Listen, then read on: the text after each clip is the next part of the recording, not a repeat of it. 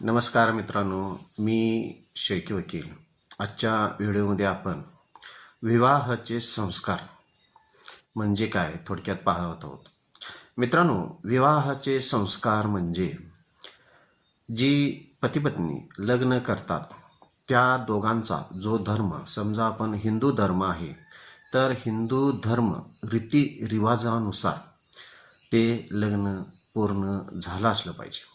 दुसरी महत्त्वाची गोष्ट, हिंदू रीतिरिवाजानुसार आणि धर्मानुसार त्या पतिपत्नींचं ज्यावेळी लग्न चालू असतं त्यावेळी धर्म आणि रीतिरिवाजाप्रमाणे त्यांनी पती पत्नीनं 7 फेरे अग्निहोम असतो तो केला पाहिजे. परत पती पत्नीनं 7 फेरे हे पूर्ण केले पाहिजेत.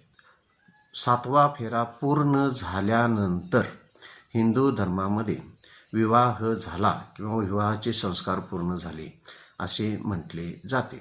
आणि जोपर्यंत 7 फेरे पूर्ण होत नाहीत तोपर्यंत समजा पती पत्नीमध्ये वाद असेल तर मेहरबान कोर्टामध्ये दावा दाखल करत असताना हिंदू धर्मशास्त्र रीतिरिवाजानुसार लग्न झालं असं म्हणता येणार नाही. जर म्हणायचं असेल तर 7 फेरे हे पूर्ण पाहिजे. अशाच माहितीसाठी माझं चॅनलला सबस्क्राईब करा, लाईक करा. धन्यवाद मित्रांनो.